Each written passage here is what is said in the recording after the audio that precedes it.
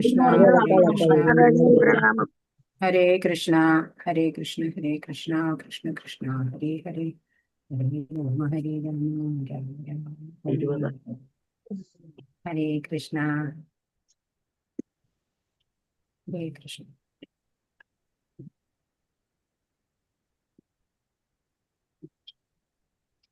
ओम नमो भगवते वासुदेवाय।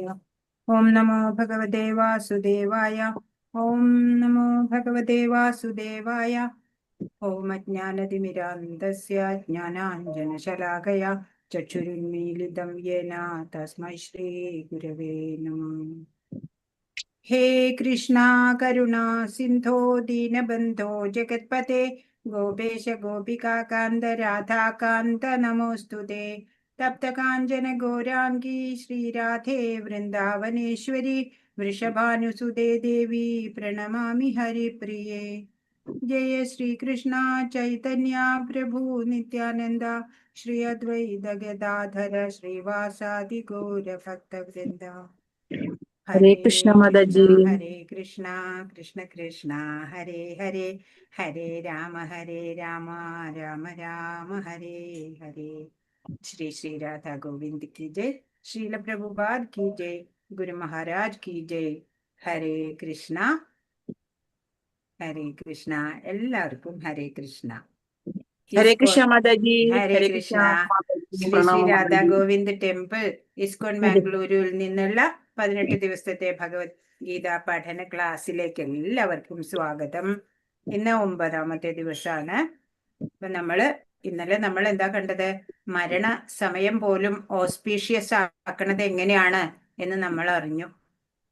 മരണസമയത്ത് നമ്മൾ എന്താണോ സ്മരിക്കണത്, അടുത്ത ജന്മം അതേ ഭാവത്തിലാണ് ജനിക്കുന്നത് എന്ന് പറഞ്ഞു. അപ്പൊ നമുക്ക് ഭഗവാനെ സ്മരിച്ചുകൊണ്ട് ദേഹം വെടിയാൻ സാധിക്കുന്നവർക്ക് അല്ലെ ഭഗവാന്റെ അടുത്ത് എത്താൻ പറ്റും.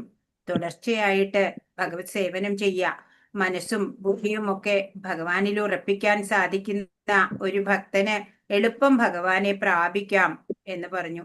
പല യോഗങ്ങൾ പറഞ്ഞു. അതില് ഭക്തി യോഗം എന്നുള്ളതാണ് ഈസി ആയിട്ടുള്ള പ്രോസസ് എന്ന് പറഞ്ഞു തന്നു. അപ്പോ ഇത് രാജഗുഹ്യ യോഗമാണ് ഇന്ന്. ഭഗവത്ഗീതയിലെ ഏറ്റവും മഹനീയമായിട്ടുള്ള ഒരു അധ്യായം തന്നെയാണ് ഇത്.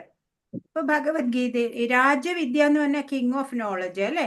രാജഗുഹ്യം എന്നാണെങ്കിലോ ടോപ്പ് സീക്രട്ടാ അല്ലെ, ദ മോസ്റ്റ് കോൺഫിഡൻഷ്യൽ നോളജ് എന്ന് പറയാം. അപ്പോ ഭഗവത്ഗീതയില് 3 ടൈപ്പ് രഹസ്യങ്ങൾ ഉണ്ട് എന്നാ പറയാ. അറിവ് രഹസ്യതമമായിട്ടുള്ള അത് ഒന്ന് രഹസ്യം, ഒന്ന് രഹസ്യതരം, ഒന്ന് രഹസ്യതമം അല്ലെ. ഹൈലി കോൺഫിഡൻഷ്യൽ ആയിട്ടുള്ള ടോപ്പ് മോസ്റ്റ് സീക്രട്ട് ആയിട്ടുള്ള അറിവ് പോലും ഭഗവാൻ നമുക്ക് വേണ്ടി വെളിപ്പെടുത്തി തരികയാണ് അർജുനനിലൂടെ. അപ്പൊ ഭഗവാനെ കുറിച്ചുള്ള രഹസ്യം അറിവ് ഇത് ആർക്കൊക്കെ മനസ്സിലാവും, ആർക്കൊക്കെ മനസ്സിലാവില്ല എന്നൊക്കെ ഈ അധ്യായത്തിൽ പറയുന്നുണ്ട്. ഭഗവാന്റെ യോഗശക്തിയെ കുറിച്ച് പറയുന്നുണ്ട്. ഭഗവത് പ്രാപ്തിക്കായിട്ട് ഏറ്റവും എളുപ്പമുള്ള 4 കാര്യങ്ങള് നമുക്ക് ഭഗവാൻ ഇതിലൂടെ പറഞ്ഞു തരുന്നുണ്ട് ഈ അധ്യായത്തില്. ഹരേ കൃഷ്ണ. ഓം നമോ ഭഗവതേ വാസുദേവായ. 1ാമത്തെ ശ്ലോകത്തിന്റെ ആശയാണ് ഇവിടെ പറഞ്ഞിട്ടുള്ളത്. ശ്രീ ഭഗവാൻ പറഞ്ഞു, പ്രിയപ്പെട്ട അർജുന, നീ ഒരിക്കലും എന്നിൽ അസൂയാലുവായിട്ടില്ല. അതിനാൽ അതീവ രഹസ്യമായ ഈ ജ്ഞാനവും വിജ്ഞാനവും നിന്നെ ഗ്രഹിപ്പിക്കാം. ഇതറിഞ്ഞാൽ ഭൗതിക ജീവിത ക്ലേശങ്ങളിൽ നിന്ന് നീ മുക്തനാവും. ഭഗവാൻ പറയാണ്, അർജുനൻ ഭക്തനാണ്, ശിഷ്യനാണ് അല്ലെ, സുഹൃത്താണ്. അതുകൊണ്ടാ നിനക്ക് ഞാൻ പറയുന്നത് എന്ന് പറഞ്ഞു. ഇപ്പോഴും എന്താ പറയണേ? നീ ഒരിക്കലും എന്നിൽ അസൂയാലുവായിട്ടിരുന്നിട്ടില്ല, നീ അനസൂയനാണ്. അതുകൊണ്ട് അതീവ രഹസ്യമായിട്ടുള്ള ഈ ജ്ഞാനവും വിജ്ഞാനവും എല്ലാം ഞാൻ നിന്നെ ഗ്രഹിപ്പിക്കാം. ഇതറിഞ്ഞു കഴിഞ്ഞാലോ ഭൗതിക ജീവിത ക്ലേശങ്ങളിൽ നിന്ന് നീ മുക്തനാവും. അപ്പൊ നമ്മൾക്കറിയാം താപത്രയങ്ങളാണ് ഉള്ളത്. ആധ്യാത്മികം, ആദിഭൗതികം, ആദിദൈവികം. നമുക്കറിയണതാ അല്ലെ. അങ്ങനെ താപത്രയങ്ങള് യാതൊന്നും ബാധിക്കില്ല ഈ ഒരു അറിവ് നീ സമ്പാദിച്ചു കഴിഞ്ഞാല് എന്ന് ഭഗവാൻ പറയാണ്. അപ്പൊ ഭഗവാനും ഭക്തനുമായിട്ടുള്ള കൊടുക്കൽ വാങ്ങലുകള് വളരെ ഗുഹ്യമാണ്. അസൂയയില്ലാതെ ജിജ്ഞാസു ആയവരെ അവരെയാ ഭഗവാന് കൂടുതൽ ഇഷ്ടം. ഇതുവരെ പറഞ്ഞതിനേക്കാളും രഹസ്യങ്ങളായ വിഷയങ്ങൾ ഉപദേശിച്ചുകൊണ്ട് തുടരാണ്.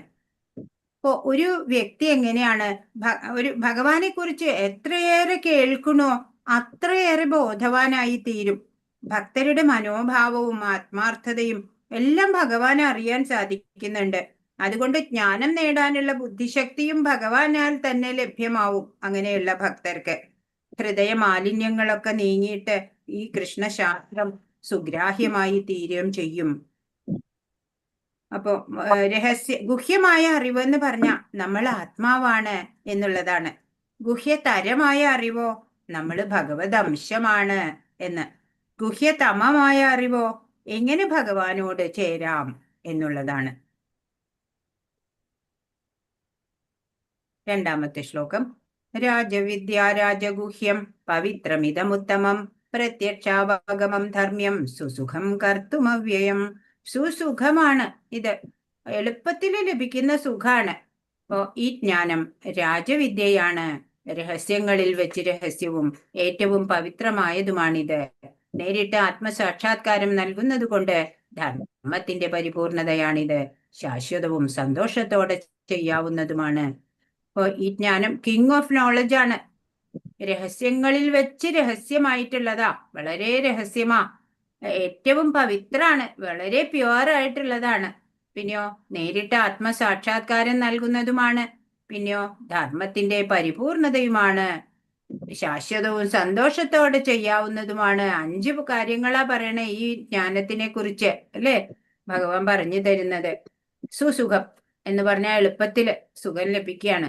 ഇതുവരെ ഭഗവത്ഗീതയിൽ പറഞ്ഞ എല്ലാ സിദ്ധാന്തങ്ങളുടെയും അതുപോലെ തത്വചിന്തകളുടെയും ഒക്കെ രത്ന ചുരുക്കമായിട്ടുള്ള ഈ അധ്യായത്തിനെ രാജവിദ്യ എന്നാ വിളിക്കുന്നത്.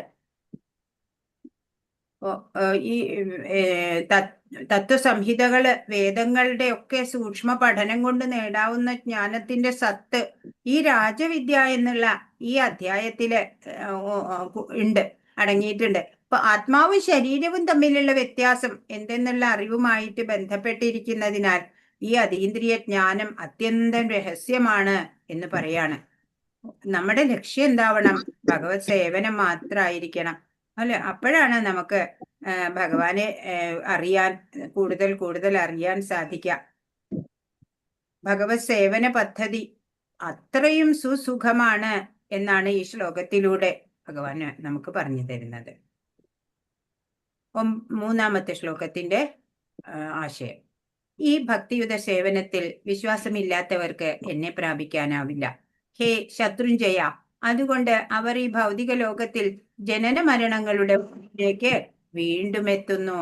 അപ്പോ ഭക്തി സേവനം അതല്ലെങ്കിൽ ഭഗവാനില്, കൃഷ്ണനില്, അല്ലെങ്കിൽ ഭഗവാന്റെ നിർദ്ദേശങ്ങള്, വാണിയില് ഒന്നും വിശ്വാസമില്ലാത്തവർക്ക് ഭഗവാൻ പറ്റില്ല. അതുകൊണ്ട് അവരെന്താ ചെയ്യാ? ഭഗവാനെ പ്രാപിച്ചില്ലെങ്കിൽ പിന്നെ എന്തുണ്ടാവും? ഈ ഭൗതിക ലോകത്തിൽ ഇങ്ങനെ ജനന മരണങ്ങളുടെ ചക്രത്തിൽ പെട്ടുവിഴല, അല്ലേ? അതേ പറ്റുള്ളൂ. അവർക്ക് ഇവിടുന്ന് ഒരു മോചനം ഇല്ല എന്നാണ്. ആധ്യാത്മിക പാതയിലേക്ക് വരുന്നതിന്റെ ലക്ഷ്യം അതെന്താണ്, അല്ലേ? ഭഗവാനെ അറിയണം എന്നുള്ള ആഗ്രഹത്തോടെ അല്ലാതെ വേറെ ഭൗതിക നേട്ടങ്ങൾ ആഗ്രഹിച്ചല്ല ആത്മീയതയിലേക്ക് വരേണ്ടത്. അവിശ്വാസികൾക്ക് ഭക്തിയുത സേവനത്തിൽ ഒന്നുമേ താല്പര്യം ഉണ്ടാവില്ല. ഭക്തന്മാരുടെ സമ്പർക്കം വേണം, സത്സംഗം. അപ്പോഴേ നമുക്ക് ഭഗവാനിൽ വിശ്വാസം ഉണ്ടാവുള്ളൂ. ഭഗവാൻ കൃഷ്ണനെ സേവിക്കുന്നത് കൊണ്ട് തന്നെ പരിപൂർണത നേടാൻ സാധിക്കും എന്നുള്ള ആ ഉറച്ച ഒരു ബോധം ഉണ്ടല്ലോ, ആ വിശ്വാസം, നിശ്ചയാത്മിക ബുദ്ധി, അത് വേണം നമുക്ക്. അതാണ് വിശ്വാസം എന്നുള്ളത്. വിശ്വാസപൂർവം ഭഗവത് സേവനം ചെയ്യുക, അതാ വേണ്ടത്. ഗുരു, സാധു, ശാസ്ത്രം ഇതൊക്കെ മൂന്നും പരിശോധിച്ച് ഉറപ്പ് വരുത്തണം നമ്മള്. അതല്ലാതെ ബ്ലൈൻഡ് ഫെയ്ത്ത് ഒന്നും വേണ്ട. ഒരു കാര്യം പറഞ്ഞാൽ നമ്മള് ശാസ്ത്രം പ്രമാണമായിട്ട് അത് പറയുന്നുണ്ടോ എന്നൊക്കെ നോക്കിയിട്ട് നമ്മൾ അത് ഫോളോ ചെയ്താൽ മതി. ഒരു ഡോക്ടർ മരുന്ന് തരുമ്പോൾ നമ്മളത് മറ്റൊരു സെക്കൻഡ് ഒപ്പീനിയൻ എടുക്കും, അല്ലെ? വേറൊരു ഡോക്ടറോടും കൂടെ ഒന്ന് ചോദിക്കും. അതുപോലെ പിന്നെ ബുക്ക് ഉണ്ടെങ്കിൽ ബുക്കിലും നോക്കി റെഫർ ചെയ്യും, അല്ലെ? അന്യഥാ പാദിത്യ ശങ്കയ എന്ന് ശ്രീ നാരദ ഭക്തിസൂത്രത്തിൽ പറയും. അല്ലെങ്കിൽ അധപ്പതിക്കാം എന്നുള്ള ശങ്കയില നമ്മൾ അങ്ങനെ ചെയ്യണത്. അപ്പൊ ശാസ്ത്രം പ്രമാണമാക്കിയാൽ മതി. ശാസ്ത്രവിധി അനുസരിക്കാതെ ജീവിക്കുന്ന ഒരുവന് ജീവിത വിജയം അപ്രാപ്യമാണ്. അപ്പൊ സാധന അനുഷ്ഠാനങ്ങളൊക്കെ നമ്മൾ അനുഷ്ഠിക്കണം ശ്രദ്ധാപൂർവം. അപ്പോഴാണ് നമുക്ക് ആത്മീയതയില് ഉയർച്ച ഉണ്ടാവുള്ളൂ. 4-ാമത്തെ ശ്ലോകത്തിന്റെ ആശയം: അവ്യക്തമായ രൂപത്തിൽ ഞാൻ ഈ പ്രപഞ്ചമെമ്പാടും വ്യാപിച്ചു നിൽക്കുന്നു. സർവഭൂതങ്ങളും എന്നിലാണ്, ഞാൻ അവയിലല്ല സ്ഥിതി ചെയ്യുന്നത്. അപ്പൊ അവ്യക്ത രൂപത്തിലാണ് ഈ പ്രപഞ്ചമാകെ വ്യാപിച്ചിട്ട് ഭഗവാൻ ഉള്ളത്. സർവഭൂതങ്ങളും സർവചരാചരങ്ങളും ഭഗവാനിലാണ് ഉള്ളത്. എന്നാലോ ഭഗവാൻ അവയിലല്ല സ്ഥിതി ചെയ്യണത്. അപ്പൊ ഭഗവാൻ അല്ലാതെ ഇവിടെ ഒന്നുമില്ല, മറ്റൊന്നുമില്ല ഇവിടെ എന്നുള്ള ആ ഉറപ്പ് നമുക്ക് ഉണ്ടാവണം. അവിടെ നിന്ന് പിന്നെ ബിൽഡപ്പ് ചെയ്ത് കൊണ്ടുവരണം. അപ്പൊ ഭഗവാൻ കൃഷ്ണന്റെ നാമം, യശസ്, ലീലകള് എന്നിവയൊക്കെ നമ്മുടെ ഈ ഭൗതിക ഇന്ദ്രിയങ്ങൾക്ക് വിഷയീഭവിക്കുന്നതല്ല. പരമ ദിവ്യോത്തമ പുരുഷൻ സ്ഥൂല ഇന്ദ്രിയങ്ങൾക്കൊന്നും തന്നെ ഗോചരമല്ല. എങ്ങനെ വേണം കാണാൻ? പരിശുദ്ധ ഭക്തിയോടെ ശരിയായ മാർഗനിർദ്ദേശത്തോടെ ഭഗവത് സേവനത്തിൽ ഏർപ്പെട്ടാൽ മാത്രമേ ഭഗവാനെ കുറിച്ച് അറിയാൻ സാധിക്കുള്ളൂ. ഈ കാണുന്ന പ്രപഞ്ച ഘടകങ്ങളെല്ലാം തന്നെ ഭഗവാനിൽ നിന്നുണ്ടായതാണ്, ഭഗവാനിൽ തന്നെയാണ് നിലനിൽക്കുന്നതും. എന്നാലോ അവയിൽ മാത്രമായിട്ട് ഭഗവാൻ ഒതുങ്ങണില്ല. ഇതെല്ലാം നമുക്കറിയാൻ വേണ്ടി വീണ്ടും വീണ്ടും ഭഗവാൻ പറഞ്ഞു തരികയാണ്. ഇതറിയുന്നതാണ് ജ്ഞാനത്തിന്റെ ഫസ്റ്റ് സ്റ്റെപ്പ് എന്ന് പറയണത്. 5-ാമത്തെ താല്പര്യം: സൃഷ്ടിജാലങ്ങളൊന്നും എന്നിൽ സ്ഥിതി ചെയ്യുന്നുമില്ല. എന്റെ യോഗപ്രഭാവം നോക്കൂ. സർവഭൂതങ്ങളുടെയും പരിപാലകനും സർവവ്യാപിയുമാണെങ്കിലും ഞാൻ ഈ പ്രത്യക്ഷ പ്രപഞ്ചത്തിന്റെ ഒരു അംശമല്ല, മറിച്ച് ഞാനാണ് ഈ പ്രപഞ്ചത്തിന്റെ ഉത്ഭവസ്ഥാനം. ഭഗവാൻ ചുമ്മാ ഈ ഭൗതിക പ്രപഞ്ചത്തിന്റെ ഒരു അംശമായിട്ട് നിൽക്കല. ഭഗവാനാണ് എല്ലാത്തിന്റെയും ഉറവിടം തന്നെ, ഉത്ഭവസ്ഥാനം തന്നെ ഭഗവാനാണ്. എല്ലാം തന്നെ ഭഗവാന്റെ യോഗ പ്രഭാവത്താലാണ് ഉണ്ടാവുന്നത്. സർവഭൂതങ്ങളുടെയും പരിപാലകനും സർവവ്യാപിയുമാണ് ഭഗവാൻ. പക്ഷേ ഭഗവാൻ പ്രപഞ്ചത്തിന്റെ അംശമല്ല, എല്ലാം ഈ പ്രപഞ്ചത്തിന്റെ ഉത്ഭവ സ്ഥാനമാണ് ഭഗവാൻ. അത്ര ഉന്നത സ്ഥാനമാണ്, ശ്രേഷ്ഠതമമായിട്ടുള്ള ആ അവസ്ഥയാണ് പറഞ്ഞു തരുന്നത്. സ്ഥിതി ചെയ്തത് കൊണ്ട് തന്നെ ശക്തിയുള്ള കാറ്റ് എല്ലായിടത്തും സഞ്ചരിക്കുന്നു. അതുപോലെ സർവ സൃഷ്ടികളും എക്കാലത്തും എന്നിലാണ് വിശ്രമിക്കുന്നത്. ഇപ്പോ കാറ്റ്, അതും ഈ സ്പേസ്, ഇപ്പൊ ആകാശം എന്നൊക്കെ ഈ വൈദിക ശാസ്ത്രങ്ങൾ പറയണ ആകാശം എന്ന് പറഞ്ഞാൽ അത് സ്പേസ് ആണ്, കാറ്റ് എന്നൊക്കെ പറയുമ്പോൾ. അപ്പൊ എല്ലായിടത്തും ഈ സ്പേസ് ഉണ്ട്. അതുപോലെ സർവ സൃഷ്ടികളും എക്കാലത്തും ഭഗവാനിലാണ് വിശ്രമിക്കുന്നത് എന്നറിയണം. 8-ാമത്തെ ശ്ലോകത്തിന്റെ ഭാവാർത്ഥം: പ്രപഞ്ച പ്രവർത്തനം എന്റെ അധീനതയിലാണ്. എന്റെ ഇച്ഛയ്ക്കനുസരിച്ച് അത് വീണ്ടും വീണ്ടും ആവിർഭവിക്കുകയും ഒടുവിൽ തിരോഭവിക്കുകയും ചെയ്യുന്നു. എല്ലാം ഭഗവാന്റെ അധീനത്തിലാണ്, അല്ലെ? ഭഗവാന്റെ അണ്ടറില എല്ലാം. ഭഗവാന്റെ ഇച്ഛയ്ക്ക് അനുസരിച്ച് തന്നെയാ അതൊക്കെ ആവിർഭവിക്കുന്നതും തിരോഭവിക്കുന്നതും. അതായത് പ്രളയം, പ്രഭവം എന്ന് പറയും, അല്ലെ? പ്രളയത്തിലെല്ലാം ലയിച്ച് ഭഗവാനിലേക്ക് ചേരും. പ്രഭവത്തിലോ എല്ലാം ഉണ്ടായി വരിക, അല്ലെ? ആവിർഭവിക്കുക. അതെല്ലാം ഭഗവാന്റെ അധീനത നിയന്ത്രണത്തിലാ. ഇവിടെ കാരണോദകശായി വിഷ്ണുവിനെയാ കാണിച്ചിരിക്കുന്നത്. കാരണോദകശായി വിഷ്ണുവിന്റെ ചർമ്മ സുഷിരങ്ങളിൽ നിന്ന്, അല്ലെ, എത്രയോ എത്രയോ ബ്രഹ്മാണ്ടങ്ങൾ ഇങ്ങനെ വന്നുകൊണ്ടിരിക്കുക. ധനഞ്ജയ, ഈ കർമ്മങ്ങൾക്കൊന്നും തന്നെ എന്നെ ബന്ധിക്കാൻ കഴിയില്ല. ഒരു ഭൗതിക പ്രവർത്തനങ്ങളോടും ബന്ധപ്പെടാതെ ഉദാസീനനെ പോലെ സ്ഥിതി ചെയ്യുകയാണ് ഞാൻ. ഭഗവാന് കർമ്മബന്ധനങ്ങൾ ഒന്നും ഉണ്ടാവില്ല, അല്ലെ? ഭഗവാൻ ഒരു ഭൗതിക പ്രവർത്തനങ്ങളോടും ബന്ധപ്പെടാതെയാണ് സ്ഥിതി ചെയ്യുന്നത്.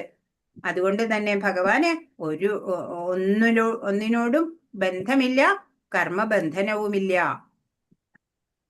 10-ാമത്തെ ശ്ലോകം: മയാധ്യക്ഷേണ പ്രകൃതി സൂയതേ സചരാചരം ഹേതുനാനേന കൗന്ദേയ ജഗത് വിപരിവർത്തത്തെ. അല്ലയോ കുന്തിപുത്ര, എന്റെ ശക്തിവിശേഷങ്ങളിൽ ഒന്നായ ഈ ഭൗതിക പ്രകൃതി എന്റെ നിർദ്ദേശമനുസരിച്ച് ചരാചരങ്ങളെയെല്ലാം സൃഷ്ടിക്കുന്നു.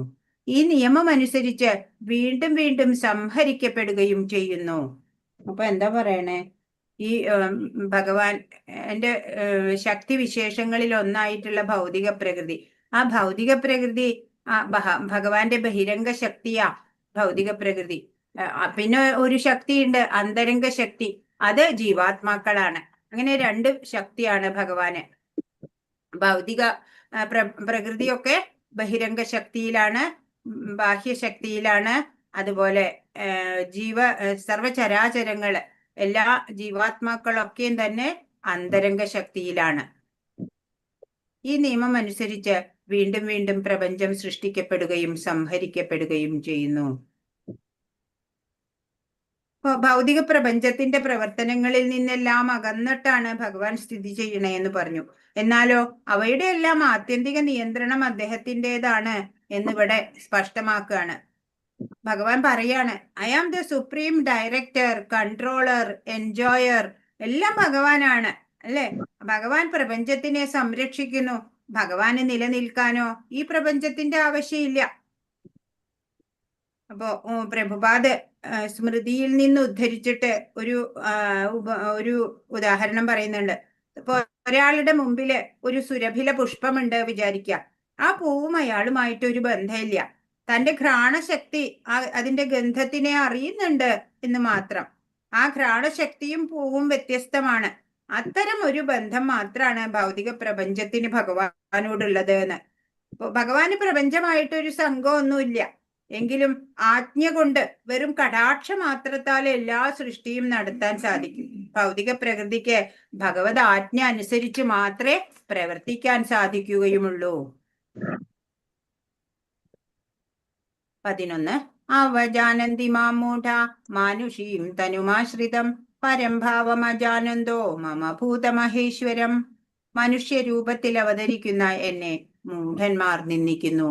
എല്ലാറ്റിനും ഈശ്വരനായ എന്റെ അതീന്ദ്രിയ സ്വഭാവം അവർക്കറിഞ്ഞുകൂടാ. മൂഢന്മാരെ കുറിച്ച് നമ്മൾ കഴിഞ്ഞ ദിവസം കണ്ടു, അല്ലെ? അവര് മനുഷ്യരൂപത്തില് ഭഗവാൻ, അതായത് ശ്രീകൃഷ്ണനായിട്ട് അവതരിച്ച വേളയില് മൂഢന്മാരൊക്കെ നിന്ദിക്കണ, അല്ലേ? ദുര്യോധനൻ, ശിശുപാലൻ, കംസൻ, അങ്ങനെയുള്ളവരൊക്കെ, അല്ലെ? ഭഗവാന്റെ ആ മഹത്വം, ആ സർവശ്രേഷ്ഠതമമായ ആ സ്റ്റാറ്റസ്, അതൊന്നും അവർക്ക് മനസ്സിലാക്കാൻ സാധിക്കില്ല.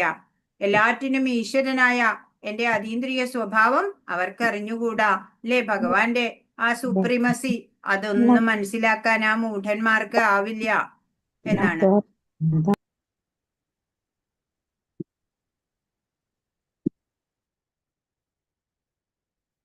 അപ്പൊ അതുകൊണ്ട് മനുഷ്യരൂപത്തില് ഭഗവാനെ കുറിച്ച് 3 തെറ്റിദ്ധാരണകളായിരുന്നു. ഭഗവാൻ സാധാരണ മനുഷ്യനാണ് എന്ന് തോന്നിയ പലരും ഉണ്ട്. പിന്നെയോ കൃഷ്ണനും അന്യദേവതകളും തുല്യരാണ് എന്ന്. അന്യദേവതകള്, അത് സൂര്യൻ, ചന്ദ്രൻ, വരുണൻ, അഗ്നി, അങ്ങനെയുള്ളവരൊക്കെ ഭഗവാന് തുല്യരല്ല. അവര് കൃഷ്ണന്റെ അംശങ്ങൾ മാത്രാണ്. പിന്നെ മൂന്നാമതോ പ്രകൃതിയാണ് സർവശ്രേഷ്ഠൻ എന്ന് വിശ്വസിക്കുകയാണ്. സർവശ്രേഷ്ഠൻ ശരിക്കും ഭഗവാനാണ്, അല്ലെ? മനുഷ്യരൂപത്തിൽ പ്രത്യക്ഷമായപ്പോൾ സാധാരണ മനുഷ്യനാണ് എന്ന് കാണുകയുണ്ടായത്. ഭഗവാന്റെ അതീന്ദ്രിയത ഈ മൂഢന്മാർക്ക് അറിയാൻ സാധിച്ചില്ല. നമ്മുടെ പോലെ വികാരങ്ങളൊന്നുമല്ല ഭഗവാന്റേത്, അല്ലെ? ഭഗവാൻ എപ്പോഴും അതീന്ദ്രിയനാണ്, ആത്മീയമാണ് എല്ലാം. 12 മോഘാശാമോഘ കർമാണോ മോഘജ്ഞാന വിചേതസ രാക്ഷസീമാസുരീം ചൈവ പ്രകൃതി മോഹിനീം ശ്രുത. ഇങ്ങനെ മോഹിതരായവർ ആസുരങ്ങളും നിരീശ്വരവാദപരങ്ങളുമായ ആശയങ്ങളാൽ ആകൃഷ്ടരാകുന്നു. ആ വ്യാമോഹ അവസ്ഥയിൽ മുക്തിയെക്കുറിച്ചുള്ള പ്രതീക്ഷകളും ഫലോദിഷ്ട കർമ്മങ്ങളും ജ്ഞാനാർജനവും എല്ലാം പാഴായി പോകുന്നു. ഇപ്പോ ഈ ബുദ്ധി ഇല്ലാത്തവര്, അല്ലെ? അവരിങ്ങനെ വ്യാമോഹത്തിൽ പെട്ടുഴലാണ്. അവരുടെ സ്വന്തമായിട്ടുള്ള ഓരോ ആശയങ്ങളില് ആണ് അവര് ആകൃഷ്ടരാവുക. നിരീശ്വരവാദമാണ് അവർക്ക് ഏറെ ഇഷ്ടം. അങ്ങനെയുള്ള വ്യാമോഹ അവസ്ഥയില് മുക്തി എന്താണെന്നോ ഒന്നും അവർക്കറിയില്ല. ഫലോദിഷ്ട കർമ്മങ്ങളൊക്കെ ചിലപ്പോൾ നടത്തും, പക്ഷെ എല്ലാം അറിവും എല്ലാം ജ്ഞാനമാർജിച്ചതും എല്ലാം അവരുടെ ഈ വ്യാമോഹ അവസ്ഥ കൊണ്ട് പാഴായി പോവുകയാണ് ചെയ്യണത്. അങ്ങനെ ഈ നിരീശ്വരവാദപരമായിട്ടുള്ള ആശയങ്ങളിൽ ആകൃഷ്ടരായവർക്ക് എന്താ ഉണ്ടാവുക? നാശമാണ് ഫലം ഉണ്ടാവുക, അല്ലെ? കൃഷ്ണനെ പരമസത്യം എന്ന് ഉൾക്കൊള്ളാൻ ഈ ആസുരികൾക്ക് സാധിക്കില്ല. ഭഗവാനെ മനസ്സിലാക്കാനൊന്നും ഒട്ടും കഴിയില്ല.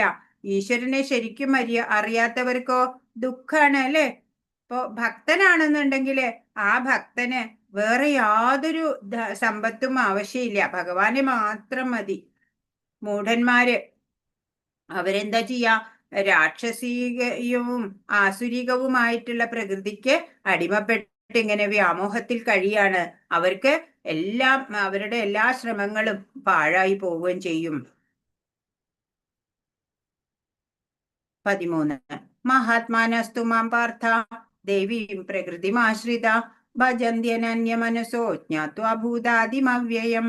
അല്ലയോ പാർത്ഥ, വ്യാമോഹം ബാധിക്കാത്ത വിശിഷ്ടാത്മാക്കൾ ദൈവിക പ്രകൃതിയാൽ സുരക്ഷിതരാണ്. സർവഭൂതങ്ങൾക്കും ആദികാരണവും അവ്യയനുമായ പരമപുരുഷനാണ് ഞാനെന്നറിഞ്ഞുകൊണ്ട് അവരെപ്പോഴും ഭക്തിപൂർവം എന്റെ സേവനത്തിൽ മുഴുകുന്നു. എന്താ പറയണേ? ഈ വ്യാമോഹം ബാധിച്ചവരെ കുറിച്ച് പറഞ്ഞു, അവരുടെ ജീവിതം തന്നെ വിഫലമാണ് എന്ന്.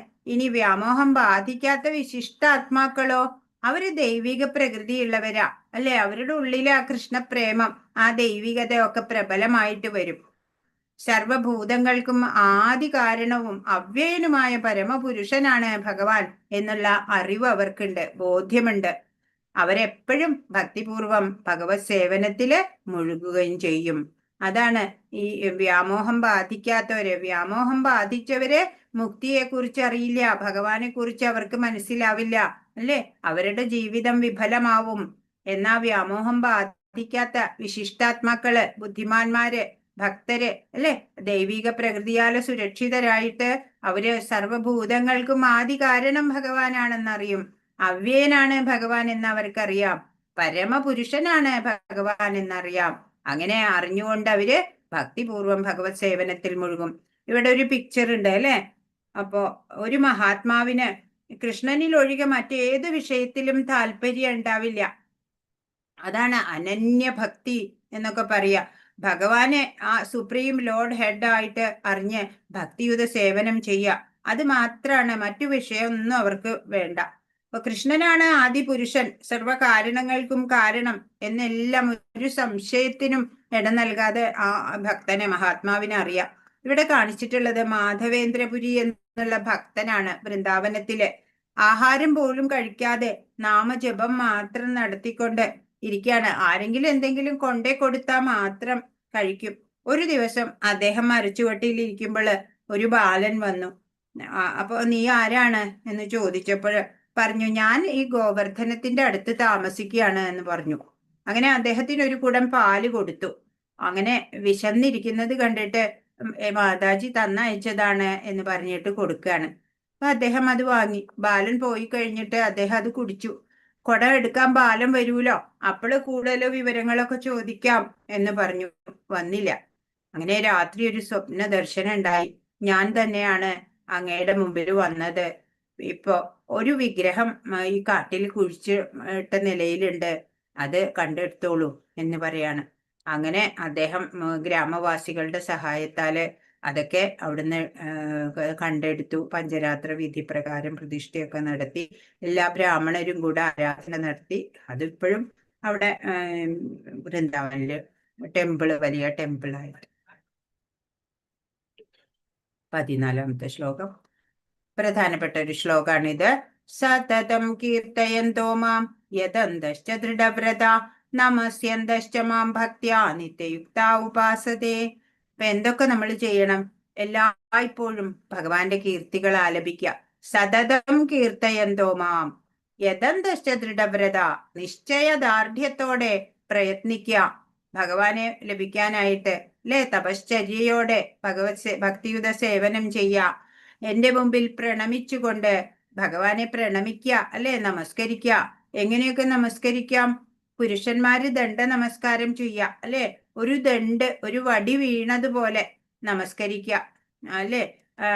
എന്നാ സ്ത്രീകളാണെങ്കിൽ പഞ്ചാംഗ നമസ്കാരം ചെയ്താൽ മതി, മുട്ടുകുത്തിയിട്ട് ഉള്ള നമസ്കാരം. ഇനിയിപ്പോ അതിനും വയ്യ, മുട്ടുവേദനയൊക്കെ ഉണ്ടെങ്കിൽ കൈ രണ്ടും ഉയർത്തിയിട്ട് ഭഗവാനെ പ്രാർത്ഥിക്കുക. അതും ഒരു നമസ്കാര തുല്യത ആയിട്ടുള്ളത് തന്നെ. അങ്ങനെ ഭഗവാന്റെ മുമ്പിൽ പ്രണമിച്ചുകൊണ്ടും ഈ മഹാത്മാക്കൾ നിരന്തരം എന്നെ ഭക്തിയോടുകൂടി ആരാധിക്കുന്നു എന്നാണ്. ഇപ്പൊ ഭക്തന്മാര് ചെയ്യണ കാര്യമാണ് ഇവിടെ ഈ ശ്ലോകം പറയണത് അല്ലെ? ഇവിടെ ഇസ്കോൺ ഡിവോട്ടീസിനെ കാണിച്ചിട്ടുണ്ട്.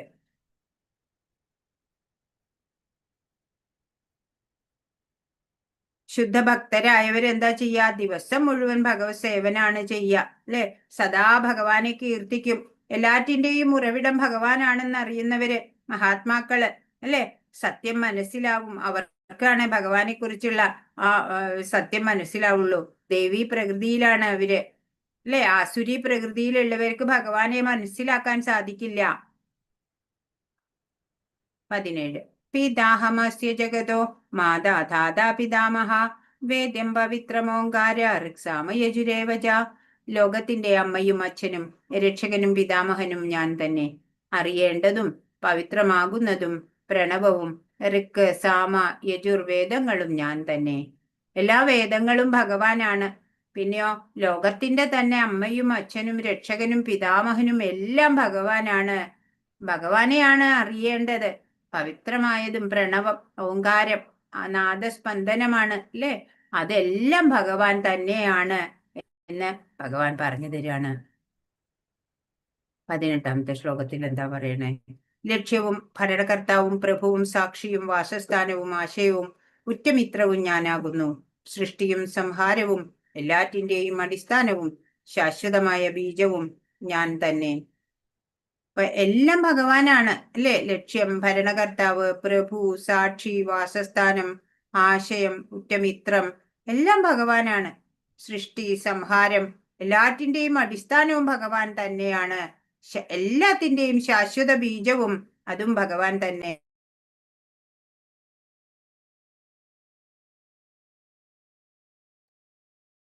അല്ലയോ അർജുന, ഞാൻ ബീജം പ്രദാനം ചെയ്യുന്നു, അല്ലെ? എല്ലാത്തിനും ബീജപ്രദാതാവായിട്ടുള്ളത് ഭഗവാനാണ്. മഴ പെയ്യിക്കുന്നതും നിർത്തുന്നതും ഞാൻ തന്നെ. ഞാനാണ് അമൃതവും മൃത്യുവും ആത്മാവും ജഡവസ്തുവും എന്നിലാണ്. ഇപ്പോ ആത്മാവും ശരീരം ആണ് ജഡവസ്തു, അല്ലെ? ജഡം എല്ലാം ഭഗവാനിൽ തന്നെയാ. മരണവും ജനനവും എല്ലാം, മഴ പെയ്യിക്കുന്നതും നിർത്തുന്നതും, അല്ലെ? എല്ലാം ഭഗവാന്റെ കൺട്രോളിലാണ് നടക്കുന്നത്.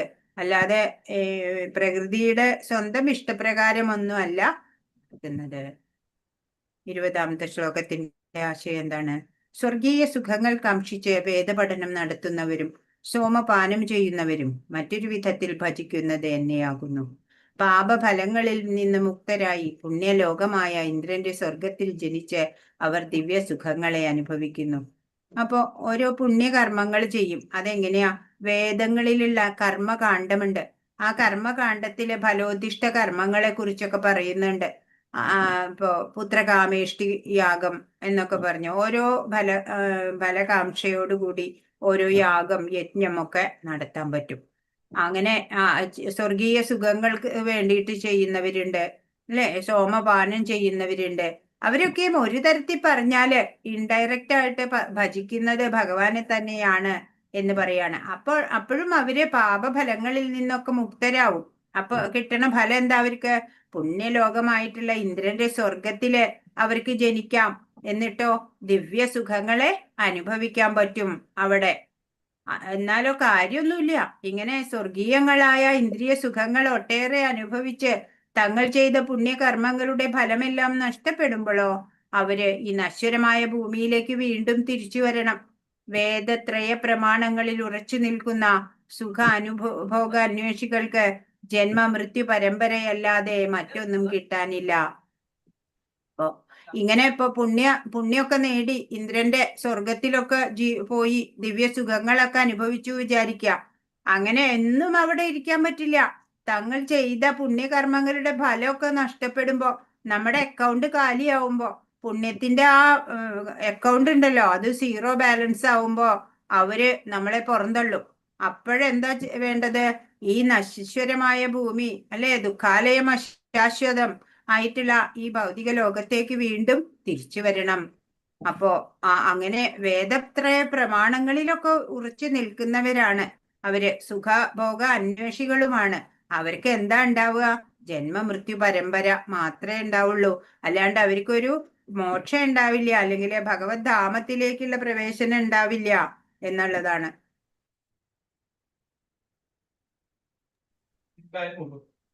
22ാമത്തെ ശ്ലോകം. അനന്യാ ചിന്തയന്തോ മാം യേ ജനാ പര്യുപാസതേ തേഷാം നിത്യാഭിയുക്താനാം യോഗക്ഷേമം വഹാമ്യഹം. എന്റെ ദിവ്യരൂപത്തെ ധ്യാനിച്ചുകൊണ്ട് പൂർണ്ണമായ ഭക്തിയോടെ ആരാണോ എന്നെ എല്ലായ്പ്പോഴും ആരാധിക്കുന്നത് അവർക്ക് വേണ്ടുന്നതെല്ലാം ഞാൻ നൽകും, അവർക്കുള്ളതെല്ലാം ഞാൻ നിലനിർത്തുകയും ചെയ്യും. അപ്പോ നല്ല ഒരു ധന്യമായ ശ്ലോകമാണിത്. ഭഗവാന്റെ ആ രൂപത്തിനെ ധ്യാനിച്ചിട്ട് പൂർണ്ണ ഭക്തിയോടെ, അനന്യ ഭക്തിയോടെ ആരാണോ ഭഗവാനെ എല്ലായ്പ്പോഴും ആരാധിക്കുന്നത് അവർക്ക് വേണ്ടുന്നതൊക്കെ ഭഗവാൻ നൽകും, അവർക്കുള്ളതെല്ലാം ഭഗവാൻ നിലനിർത്തുകയും ചെയ്യും. അപ്പൊ എന്തൊക്കെയാ വേണ്ടത് അവർക്ക്? ഒരു ഭക്തന് ഭക്തിയിൽ പുരോഗമിക്കാൻ വേണ്ടുന്നതാ വേണ്ടത്, അല്ലെ? അപ്പോ ഭക്തിയുടെ 9 ഭക്തി മാർഗത്തിലൂടെയാണ് നമ്മള് പരിപൂർണ ഭക്തി, അനന്യ ഭക്തി നേടാൻ പറ്റുക. അതില് ശ്രദ്ധ, സത്സംഗം, ഭജനക്രിയ, അനർത്ഥ നിവൃത്തി, നിഷ്ഠ, രുചി, ആസക്തി, ഭാവഭക്തി, പ്രേമഭക്തി, അങ്ങനെയാണ് 9 ഭക്തി മാർഗങ്ങള്. അങ്ങനെ ആ 9 ഭക്തി മാർഗങ്ങളിലൂടെ സമയം ചെലവിട്ടിട്ട് ഉള്ള ഭക്തൻ ആത്മസാക്ഷാത്കാരത്തിലേക്ക് അടുക്കും. പിന്നെ ഭഗവത് സമ്പർക്കം ഒഴികെ മറ്റൊന്നും ആഗ്രഹം ഉണ്ടാവില്ല. ആ ഭക്തന് ഭഗവത് സാമീപ്യമോ നിഷ്പ്രയാസം ലഭിക്കുകയും ചെയ്യും. അതാ പറയണേ, അവർക്ക് വേണ്ടുന്നതെല്ലാം ഞാൻ നൽകും എന്ന്. അവർക്ക് ഭഗവാൻ എല്ലാം നൽകും. ആ ഭഗവത് പ്രാപ്തിക്ക് വേണ്ടുന്നത് ഭക്തൻ ശ്യാമസുന്ദര രൂപത്തില് ഭഗവാനെ ആരാധിക്കും. ജ്ഞാനികളാണെങ്കില് വിശ്വരൂപത്തിലാ ആരാധിക്കുക. അപ്പോ കൃഷ്ണാവബോധം നേടാനുള്ള യത്നത്തില് ഭഗവാൻ ഭക്തനെ സഹായിക്കും. പിന്നെ വീണ്ടും ഈ ബദ്ധ ജീവിതത്തിലേക്ക് വീഴാൻ ഇടവരുത്താതെ രക്ഷിക്കും. അതാണ് എല്ലാം, അവർക്കുള്ളതെല്ലാം നിലനിർത്തും, അവർക്ക് വേണ്ടതെല്ലാം ഞാൻ നൽകും എന്ന് ഭഗവാൻ ഈ ശ്ലോകത്തില് പറഞ്ഞു തരുന്നത്. 23 യേ അപ്യന്യദേവതാ ഭക്ത്യാ യജന്തേ ശ്രദ്ധയാന്യുതാ തേപി മാമേവ കൗന്ദേയ യജന്ത്യാ വിധിപൂർവകം. മറ്റു ദേവന്മാരുടെ ഭക്തന്മാരും വിശ്വാസപൂർവം അവരെ ഉപാസിക്കുന്നവരും വാസ്തവത്തിൽ എന്നെ തന്നെയാണ് ഉപാസിക്കുന്നത് കുന്തിപുത്ര. എന്നാൽ അവരെങ്ങനെ ചെയ്യുന്നത്? വിധിപ്രകാരമല്ല. പറയാം, മറ്റു ദേവന്മാരെ, അന്യദേവന്മാരെ ഒക്കെ ഉപാസിക്കും, അല്ലെ? അങ്ങനെയുള്ള ഭക്തന്മാരും വിശ്വാസപൂർവം അവരെ ഉപാസിച്ചുകൊണ്ടിരിക്കുന്നവരും വാസ്തവത്തിലെ ഭഗവാനെ തന്നെയാണ് ഉപാസിക്കുന്നത്. കാരണം ഭഗവാന്റെ അംശങ്ങളാണ് മറ്റുള്ള ദേവന്മാരൊക്കെയും തന്നെ. കുന്തിപുത്ര, എന്നാൽ അവരങ്ങനെ ചെയ്യുന്നത് വിധിപ്രകാരമല്ല.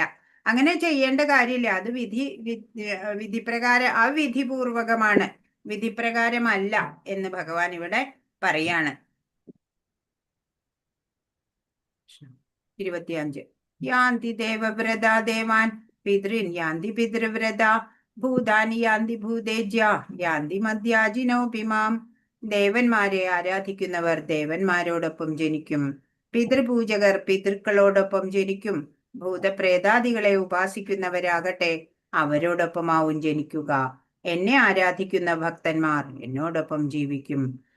ഭഗവാൻ പറയാണ്, ദേവന്മാരെ ആരാധിക്കുന്നവര് ദേവന്മാരുടെ ലോകങ്ങളിലെത്തും മരണശേഷം. പിതൃപൂജകരോ പിതൃക്കളോടൊപ്പം ജീവിക്കാൻ പറ്റും അവർക്ക്. ഭൂതപ്രേതാദികളെ ഉപാസിക്കുന്നവർക്ക് അവരോടൊപ്പം ജനിക്കാൻ പറ്റും. ഭഗവാനെ ആരാധിക്കുന്ന ഭക്തന്മാരോ ഭഗവാനോടൊപ്പമാണ് ജീവിക്കുക എന്ന്. അപ്പോ ഭഗവാനെ ആരാധിക്കുകയാണ് നമ്മള് വേണ്ടത്. പരമദിവ്യോത്തമ പുരുഷനെ ഭജിച്ചാൽ മതി, മറ്റ് ദേവാരാധനകളൊന്നും ആവശ്യമില്ല എന്നാണ് ഇവിടെ പറയണത്. എന്താ ഒരു ഉദാഹരണം? മരത്തിന്റെ വേരുകൾക്ക് ജലം ലഭിച്ചാൽ പോരെ, അല്ലെ? ഇലകളിലെ ബ്രാഞ്ചിലൊന്നും കൊണ്ടുപോയി വെള്ളം ഒഴിക്കേണ്ട. അതുപോലെ ആഹാരം നമ്മൾ കഴിക്കുമ്പോൾ വയറ്റിലേക്കാ പോണേ, എന്നാൽ എല്ലാ അവയവങ്ങൾക്കും ഊർജം ലഭിക്കുന്നുണ്ട്. അതുപോലെ ഭഗവാൻ കൃഷ്ണനെ മാത്രം ആരാധിച്ചാൽ മതി, എല്ലാ ദേവതകളും തൃപ്തരാവും എന്നാണ്. ഭക്തി എന്നുള്ളത് വളരെ സരളമാണ്, അതാ ഇവിടെ പറയണത്. പത്രം പുഷ്പം ഫലം തോയം യോ മേ ഭക്ത്യാ പ്രയച്ഛതി തദഹം ഭക്തി ഉപഹൃതം അശ്നാമി പ്രയതാത്മന. സ്നേഹത്തോടും ഭക്തിയോടും കൂടി ഒരാൾ എനിക്ക് അർപ്പിക്കുന്നത് എന്തും, ഇലയോ പൂവോ ഫലമോ ജലമോ ആകട്ടെ, ഞാനത് സ്വീകരിക്കും. അപ്പോ ഭക്തിയോടും സ്നേഹത്തോടും കൂടിയിട്ട് ഭഗവാൻ എന്താണോ നമ്മൾ സമർപ്പിക്കണത് അത് ഭഗവാൻ സ്വീകരിക്കും. അതിപ്പോ നിസ്സാരമായിട്ടുള്ള വെള്ളോ അല്ലെങ്കിൽ ഒരു ഇലയോ, ഇല പറഞ്ഞ ഒരു തുളസിയിലയോ, ഒരു പൂവോ ഒരു ഫലമോ എന്ത് തന്നെ ആയാലും ഭഗവാൻ അത് സ്വീകരിക്കും. എങ്ങനെ നൽകണം? എങ്ങനെ നൽകുമ്പോഴാ സ്വീകരിക്കുള്ളൂ? സ്നേഹത്തോടും ഭക്തിയോടും കൂടെ കൊടുക്കണം. ഭഗവാന്റെ ശുദ്ധ ഭക്തനായിരിക്കണം എന്നേ ഉള്ളൂ. വളരെ സാർവത്രികവും ആയാസരഹിതവുമാണ് ഈ കൃഷ്ണാവബോധം എന്നുള്ളത്. പ്രേമപൂർവമായിട്ടുള്ള സേവനം അത് മാത്രമേ കൃഷ്ണൻ ആഗ്രഹിക്കുന്നുള്ളൂ. ലളിതമായിട്ടുള്ള സസ്യാഹാരങ്ങളൊക്കെ ശുദ്ധമായിട്ട് തയ്യാറാക്കിയിട്ട് അത് ഭഗവാന് നിവേദിക്കുക, അല്ലെ? ഒരു തുളസിയില ഇട്ടിട്ട് എന്നിട്ട് ഭഗവാന്റെ മുമ്പിൽ നമസ്കരിക്കുക. ഭക്ത്യ ഈ വിനയോപഹാരം സ്വീകരിക്കാൻ അദ്ദേഹത്തോട് അപേക്ഷിക്കുക. അപ്പോഴ് അദ്ദേഹം അത് സ്വീകരിക്കുക. പിന്നീട് അത് നമ്മൾ പ്രസാദമായിട്ട് കഴിക്കുമ്പോൾ പ്രസാദ ശരീരമൊക്കെ ശുദ്ധാവൂല്ലേ? പ്രസാദ സേവയിലൂടെ മസ്തിഷ്ക സിരകളൊക്കെ സൂക്ഷ്മതരങ്ങളാവും, ചിന്താവൈഭവമൊക്കെ ഉജ്ജ്വലമാവും. അപ്പോ അതിനുവേണ്ടിയാ നമ്മൾ എപ്പോഴും പ്രസാദമായിട്ട് എല്ലാം കഴിക്കണം എന്ന് പറയണത്. സർവ ഐശ്വര്യവാനായ ഭഗവാന് ഇതിന്റെ വല്ല ആവശ്യമുണ്ടോ? നമ്മൾ ഭക്ഷണം കൊടുക്കേണ്ട ആവശ്യമുണ്ടോ? പക്ഷെ പ്രേമഭാവത്തോടെ സമർപ്പിച്ചാല് ഭഗവാൻ അത് സ്വീകരിക്കുകയാണ്. ഭഗവാൻ സർവ്വലോക മഹേശ്വരനാണ്, അല്ലേ? ഇപ്പൊ ഭഗവാൻ നമ്മുടെ അവിടെ വീട്ടിൽ വരുമ്പോ എന്തൊക്കെ ഒരുക്കങ്ങള്! പ്രധാനമന്ത്രി വരികയാണെന്നുണ്ടെങ്കിൽ നമ്മൾ എന്തൊക്കെ ഒരുക്കും അല്ലേ? ഓ, സർവേശ്വരനായ ഭഗവാൻ വരുമ്പോഴോ അല്ലേ, എല്ലാം ഒരുക്കി കൊടുക്കണം ഭഗവാന്. ഭഗവാൻ ഇതൊന്നും വേണ്ട. പക്ഷെ പ്രേമപൂർവം ഭക്തിയോടെ സമർപ്പിച്ചാല് ഒരു ഇലയോ പൂവോ എന്തായാലും ഭഗവാൻ സ്വീകരിക്കും എന്നാണ്. ഇവിടെയുള്ള എല്ലാം, ഈ ഭൗതികതയില് നമ്മുടെ ചുറ്റും കാണുന്ന എല്ലാം ഭഗവാന്റേതാണ്. ഈശോപനിഷത്തില് പറയും, ഈശാവാസ്യമിതം സർവം, എല്ലാം ഭഗവാന്റേതാണ്. നമ്മൾ ഒരു പഴം ഭഗവാന് സമർപ്പിക്കുമ്പോ അത് ഭഗവാന്റേത് തന്നെയാണ്, അല്ലെ? നമ്മളത് ഭാവത്തോടു കൂടി, അല്ലെ? ഭാവഗ്രാഹി ജനാർദ്ദനൻ ആണ്. അപ്പൊ നമ്മൾ ആ ഭക്തി ഭാവത്തോടു കൂടി അത് സമർപ്പിക്കുമ്പോൾ ഭഗവാൻ അത് സ്വീകരിക്കുകയാണ് ചെയ്യണത്. 27. യത് കരോഷി യദശ്നാസി യജ്ജുഹോഷി ദദാസി യത് യത്തപസ്യസി കൗന്ദേയ തത്കുരുഷ്വമദർപ്പണം. നീ എന്ത് ചെയ്യുന്നുവോ, എന്ത് നിവേദിക്കുന്നുവോ, ഭക്ഷിക്കുന്നുവോ, എന്ത് ദാനം ചെയ്യുന്നുവോ, എന്ത് തപശ്ചര്യകൾ അനുഷ്ഠിക്കുന്നുവോ, കുന്തിപുത്ര, അതെല്ലാം എനിക്കായി അർപ്പിച്ചുകൊണ്ട് ചെയ്യുക. അപ്പൊ എന്താ പറയണേ ഭഗവാൻ? ഭഗവാൻ എല്ലാത്തിന്റെയും ആസ്വാദകനാ. ഭഗവാൻ ഭോക്താവ്, അല്ലെ? ഭക്തിയോഗം ആദ്യം പറഞ്ഞു, അനന്യഭക്തി കൊണ്ട് എന്നെ പ്രാപിക്കാം എന്ന് പറഞ്ഞു. ഇവിടെ പറയണത് കർമ്മയോഗമാണ്, അല്ലെ? എന്ത് പ്രവൃത്തി ചെയ്യുമ്പോഴും, ഇപ്പൊ നിവേദിക്കുമ്പോഴും, ഭക്ഷിക്കുമ്പോഴും, എന്ത് ദാനം ചെയ്യുമ്പോഴും, എന്ത് തപശ്ചര്യ അനുഷ്ഠിക്കുമ്പോഴും ഒക്കെ ഭഗവാനായി അർപ്പിച്ചുകൊണ്ട് ചെയ്താ മതി, അങ്ങനെ ഭഗവാനിലേക്ക് വരാം. അപ്പോ എന്ത് ചെയ്യുമ്പോഴും ഭഗവാനായിക്കൊണ്ട് ചെയ്യുക. സർവം ശ്രീകൃഷ്ണാർപ്പണമസ്തു എന്ന് പറയുമല്ലേ എല്ലാവരും ചെയ്തിട്ട്. ഭഗവാൻ എല്ലാവരെയും തുല്യമായിട്ടാ കാണണത്. എല്ലാവർക്കും തുല്യമായിട്ടാ സൂര്യപ്രകാശവും മഴയും ഒക്കെ. അല്ലെങ്കിൽ പാവപ്പെട്ടവർക്ക് കുറച്ച് കുറവ്, അങ്ങനെയില്ല. അപ്പോ നമ്മുടെ ശരീരവും അതിന്റെ കഴിവുകളും എല്ലാം ഭഗവാനാലെ തന്നെ നൽകപ്പെട്ടതാ. അതെല്ലാം നമ്മൾ ഭഗവാനെ അർപ്പിച്ച് ഉപയോഗിക്കുക. ഏത് സന്ദർഭത്തിലും ഭഗവാനെ മറന്നു പോകാത്ത തരത്തിലായിരിക്കണം നമ്മുടെ ജീവിത രീതി ചിട്ടപ്പെടുത്തേണ്ടത്. ഓരോ വ്യക്തിയുടെയും കടമയാണ് അങ്ങനെ ചെയ്യേണ്ടത്. 29. സമോഹം സർവഭൂതേഷു നമേ ദേഷ്യോസ്തി ന പ്രിയ യേ ഭജന്തി തുമാം ഭക്ത്യാ മയി തേഷു ചാപ്യഹം. എനിക്ക് ആരോടും അസൂയയില്ല, പക്ഷപാതവുമില്ല. എല്ലാറ്റിനോടും സമഭാവനയാണ് എനിക്കുള്ളത്. പക്ഷേ ഭക്തി പുരസ്സരം ആരാണോ എന്നെ സേവിക്കുന്നത്, അയാൾ എന്റെ സുഹൃത്തും ഞാൻ അയാളുടെ സുഹൃത്തുമാണ്. അവൻ എന്നിൽ അധിവസിക്കുന്നു. അപ്പൊ ഭഗവാൻ പറയാ, എനിക്ക് ആരോടും അസൂയയില്ല, അതുപോലെ പാർഷ്യാലിറ്റി ഇല്ല, ആരോടും പക്ഷപാതം ഇല്ല, കുറച്ചു പേരോട് കൂടുതൽ സ്നേഹം അങ്ങനെ ഇല്ല എന്നാ പറയണേ. എല്ലാറ്റിനോടും സമഭാവനയാണ് എനിക്കുള്ളത്. പക്ഷേ ഉണ്ട് ഒരു പക്ഷേ. എന്താണ്? ഭക്തി പുരസ്സരം ആരാണോ ഭഗവാനെ സേവിക്കണത് അയാള് ഭഗവാന്റെ ഡിയറസ്റ്റ് ഫ്രണ്ട് ആവും, ഭഗവാൻ അയാളുടെ ഫ്രണ്ടുമാവും. ആ ഭക്തൻ ഭഗവാനിലാണ് വസിക്കണത്. അപ്പോ ഉത്തമ പരിശുദ്ധ ഭക്തരോട് പ്രത്യേക ഒരു കാരുണ്യുണ്ട്, സ്നേഹമുണ്ട് ഭഗവാന്, അല്ലേ? അവരുടെ എപ്പോഴും കൂട്ടുകാരനായിരിക്കും ഭഗവാൻ. അല്ല, എല്ലാവരോടും ഭഗവാന് സ്നേഹമുണ്ട്. പക്ഷെ ഭക്തരോട് കുറച്ച് കൂടുതലുണ്ടാവും. അതാ ഇവിടെ പറയണേ. ഇപ്പൊ വിഭീഷണൻ ഭക്തനായിരുന്നു അല്ലേ? സീതാദേവിയെ തിരികെ അയക്കാൻ പറയുന്നുണ്ട്. പക്ഷെ രാവണൻ അത് അനുസരിച്ചില്ല. വിഭീഷണൻ രാമചന്ദ്ര പ്രഭുവിനെ കാണാൻ ചെന്നു. അപ്പോള് ശ്രീരാമൻ എന്താ വിളിച്ചേറിയോ? ലങ്കാപതേ എന്നാ ശ്രീരാമൻ സംബോധന ചെയ്തത്. അപ്പോഴ് ലക്ഷ്മണൻ ചോദിക്കുകയാണ്, അപ്പൊ ഇനി രാവണൻ വന്ന് അടിയറ വെച്ചാലോ എന്ന്. അപ്പോ ശ്രീരാമൻ പറഞ്ഞു, ഞാൻ അയോധ്യാധിപതിയാക്കും, അയോധ്യാപതിയാക്കും എന്ന്. അപ്പൊ ഭരതനാണല്ലോ ഇപ്പൊ അയോധ്യാപതി. അപ്പൊ പറഞ്ഞു, ഭരതന് ഞാൻ വൈകുണ്ഠം തന്നെ നൽകും എന്ന്. ഭക്തന്മാരോട് അത്രയ്ക്കും സ്നേഹാണ് ഭഗവാന്. മഹാബലിയുടെ സഹോദരി രത്നമാല വാമനനെ കണ്ടപ്പോഴ് പറഞ്ഞു, എന്തൊരു കൗതുകള്ള പയ്യനല്ലേ, ഉണ്ണിയാണ്, സ്വന്തം മകനായിട്ട് തോന്നുന്നു എന്ന് പറഞ്ഞു. പക്ഷെ അതിന്റെ പിന്നാലെ ത്രിലോകവും കൈയടക്കിയപ്പോഴോ പറഞ്ഞു, ഇവനെ ഞാൻ വിഷം കൊടുത്തു കൊല്ലും എന്ന് പറഞ്ഞു. അടുത്ത ജന്മം പൂതനയായിട്ട് ദ്വാപരയുഗത്തിൽ വരേണ്ടി വന്നു. അങ്ങനെ 30-ാമത്തെ ശ്ലോകം. ആപി ചേത് സുദുരാചാരോ ഭജതേ മാമനന്യഭാഗ് സാധുരേവ സമന്തവ്യ സമ്യക് വ്യവസിതോ ഹി സ.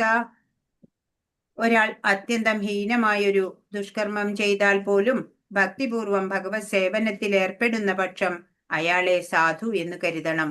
കാരണം തന്റെ ദൃഢവിശ്വാസത്തിൽ അദ്ദേഹം ശരിയായി വർത്തിക്കുന്നു. ഒരു ഭക്തനായിരുന്നു, ഇടയ്ക്ക് എപ്പോഴോ അറിയാതെ ഹീനമായിട്ടൊരു ദുഷ്കർമ്മം ചെയ്തു വിചാരിക്കാം. എന്നാലും അയാള് പിന്നീട് ഭഗവത് സേവനത്തിൽ ഏർപ്പെടുകയാണെന്നുണ്ടെങ്കിൽ അയാൾ ഒരു സാധു തന്നെയാണ് എന്ന് കരുതണം. കാരണം തന്റെ ദൃഢവിശ്വാസത്തില് ശരിയായിട്ട് വർത്തിക്കുന്നുണ്ട്. അറിയാതെ ഒരു ദോഷമുള്ള പ്രവൃത്തി ചെയ്തു പോയി എങ്കിലും കുറ്റപ്പെടുത്തേണ്ടതില്ല. ഇവിടെ ഒരു കഥയാണ്, ഇവിടെ പിക്ചറില് ചൈതന്യ മഹാപ്രഭുവും നിത്യാനന്ദ പ്രഭുവുമാണ്.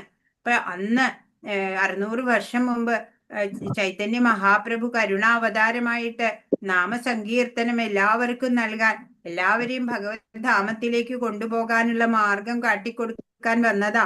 അന്ന് പട്ടിണി ശരീരത്തിന്റെ അല്ലായിരുന്നു, മനസ്സിന്റെ ദാരിദ്ര്യം അനുഭവിക്കുന്ന വേളയില് ഭക്തി എന്താണെന്ന് ആർക്കും അറിഞ്ഞുകൂടാ, ഇവിടെ നിന്ന് രക്ഷപ്പെടാനുള്ള മാർഗം അറിഞ്ഞുകൂടാ. അങ്ങനെയുള്ള കാലത്ത് ചൈതന്യ മഹാപ്രഭുവും നിത്യാനന്ദ പ്രഭുവും എല്ലാ വീടാന്തരം കയറി ഇറങ്ങിയിട്ട് എല്ലാവരോടും നാമം ജപിക്കാൻ ആവശ്യപ്പെടുകയാണ്. എല്ലാവരും നാമം ജപിക്കൂ. അങ്ങനെ ഒരു ദിവസം ജഗായി മതായി രണ്ടുപേരുടെ മദ്യപാനികളായിരുന്നു, അവരുടെ അടുത്തേക്ക് പോവാണ്. അവരോട് പറഞ്ഞു, നാമം ജപിക്കണം നിങ്ങള്, എന്നാലേ നിങ്ങൾക്ക് മോക്ഷമുള്ളൂ, ഭഗവാന്റെ അടുക്കലേക്ക് പോവാൻ പറ്റും എന്നൊക്കെ. അവര് ദേഷ്യം വന്ന് ആ മദ്യത്തിന്റെ കുടം എടുത്തിട്ട് നിത്യാനന്ദ പ്രഭുവിന്റെ തലയ്ക്ക് അടിച്ചു. അപ്പൊ നിത്യാനന്ദ പ്രഭുവിന്റെ തല പൊട്ടിയിട്ട് ചോര വരികയാണ്. അപ്പോ അതറിഞ്ഞിട്ട് ചൈതന്യ മഹാപ്രഭു അവിടെ പാഞ്ഞു വന്നു.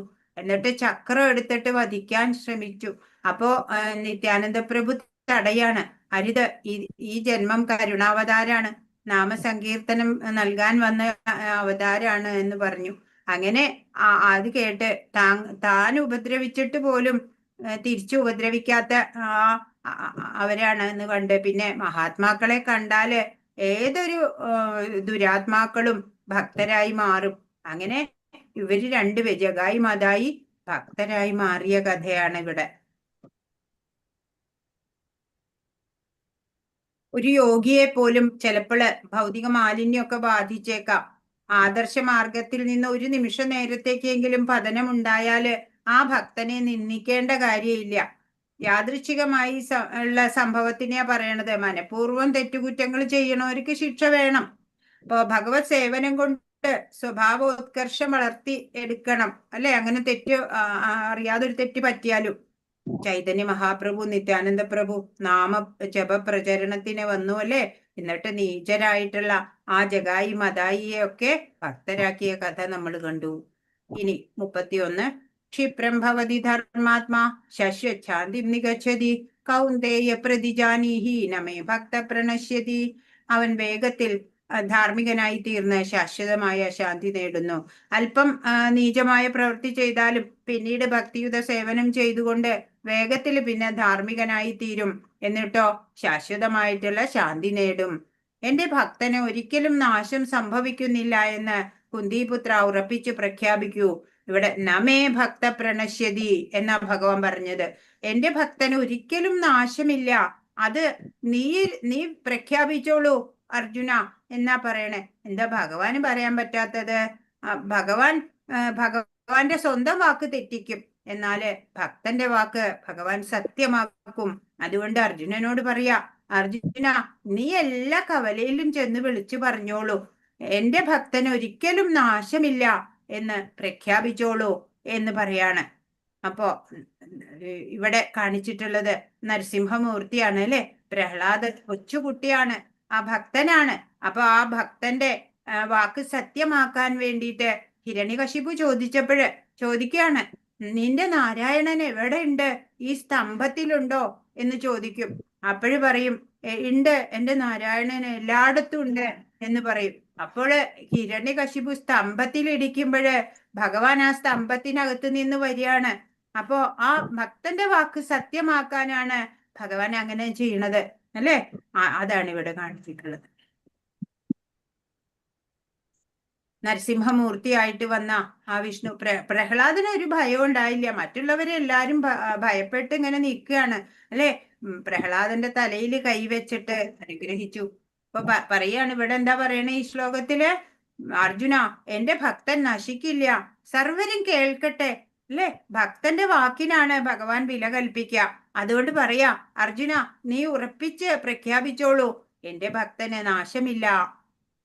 32 മാം ഹി പാർത്ഥ വ്യപാശ്രിത്യ യേബി സ്യൂപാപയോനയ സ്ത്രീയോ വൈശ്യാസ്തഥാ ശൂദ്രാസ്തേബി യാന്തി പരാം ഗതിം.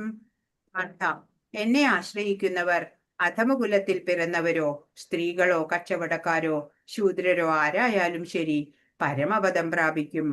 ആരെന്നില്ല അല്ലെ. കാസ്റ്റ്, ക്രീഡ്, കളറ്, ജെൻഡർ ഒന്നും നോക്കേണ്ട ആവശ്യമില്ല.